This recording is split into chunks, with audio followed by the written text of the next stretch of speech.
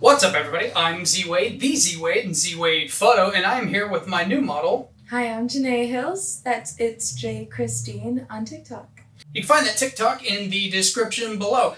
We've actually been shooting for like 30 or 45 minutes, and I totally forgot that I was supposed to be making a YouTube video, so we're just going to pick up from right there. Today I'm shooting with the Nikon Z9 in a variety of lenses, mostly, you guessed it, the 50mm f1.2. You guys know I love that lens. We're shooting with the Godox AD400 Pro and some Godox SL-60W.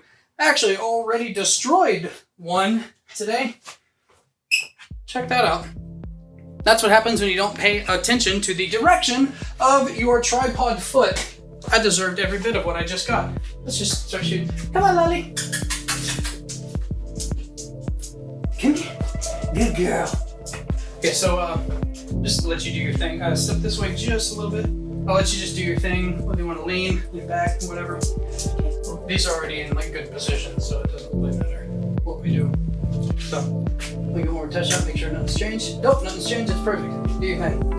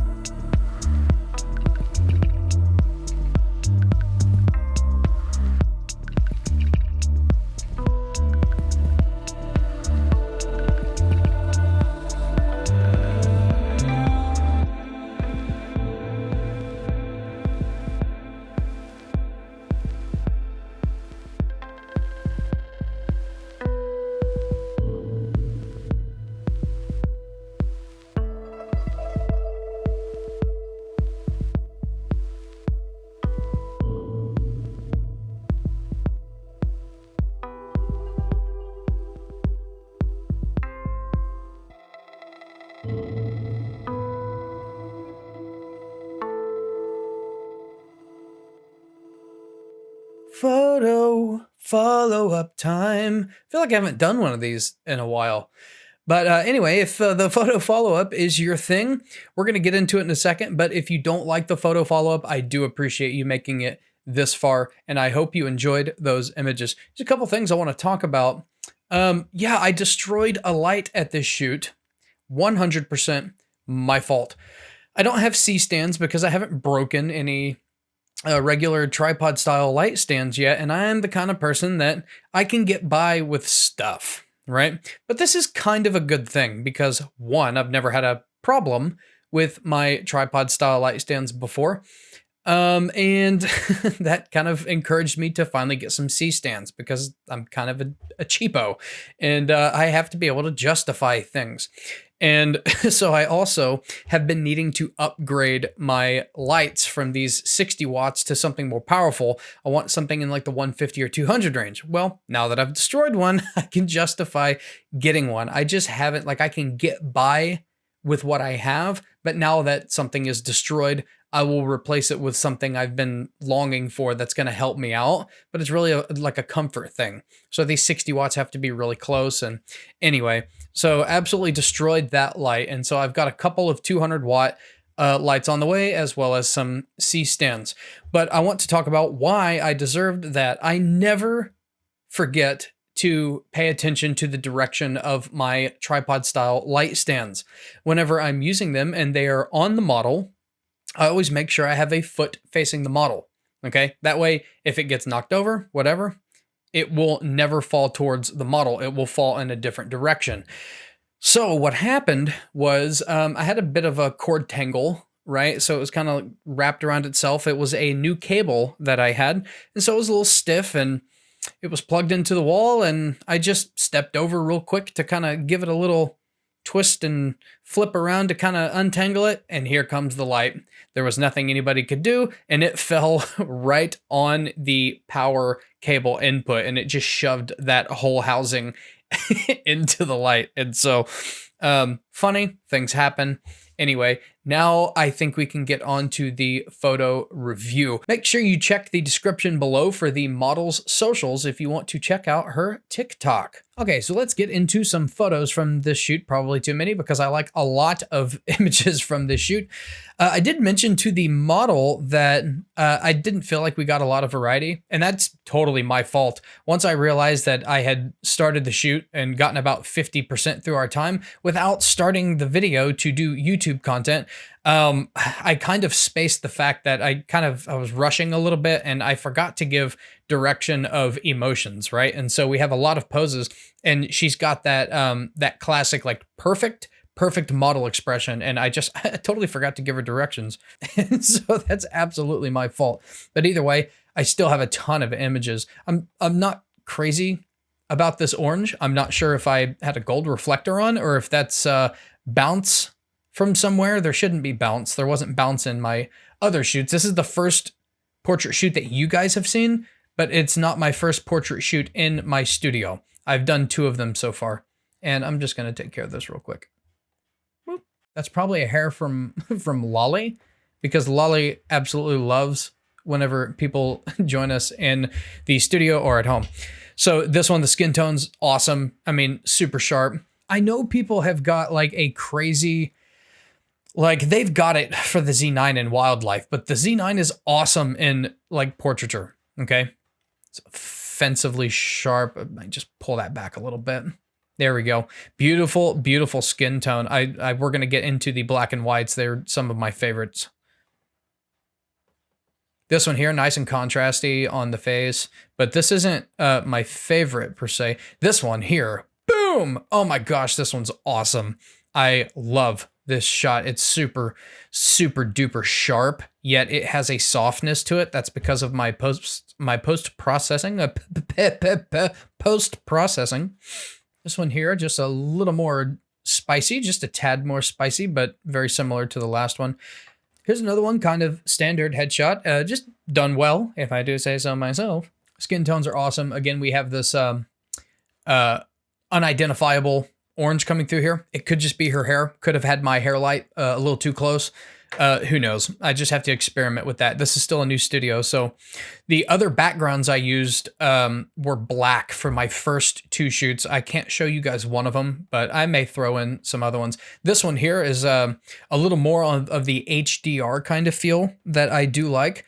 Just a little more crispy, a little more poppy, ultra sharp. The skin texture is actually, it reminds me of like fashion. You know, they do like a ton of retouching to where like the person barely looked human, but like the skin, like the skin itself is always like really crisp. Let's check out this black and white. This is amazing. I love the expression. I love the hand because her face is almost saying like what are you doing? Or excuse you? Like she looks like a little offended or something like that. I don't know. I like the mood of it, and the black and white processing itself is really great. This one here too. This is okay. So you get beautiful silvery sheen whenever you have excellent skin tone. Caucasians don't generally render this well in black and white, but she has a beautiful like olive kind of skin complexion. And that's why you're able to achieve this like really just beautiful silver sheen. This here, it's not interesting enough for me to like want to print and put in silver set, but I probably will just go ahead and print this on metallic paper anyway, or something in high gloss. This one here is, it's not my favorite, but the skin tone is amazing. It just turned out better. I probably spent more time on the skin tone. This one here, I didn't throw this one in. I ended up throwing all of these out. This was a scene that we set up, but because of this right here, I did not feel like working on that. But Lolly photo bombed, and yeah, look at her looking back with her tail down. She's like, is this okay? It's not even sharp, but I had to pull this up big time because the exposure was down. It was just funny. I like her expression here. Just a little bit of a smile going on here. The eyes are not tack sharp, but you know, it's totally fine. Sharpness isn't everything. I'm sure it'll come through great on mobile viewing. In fact, I'm pretty sure it did, but you could tell that the Z9 was a bit confused by this hair right here.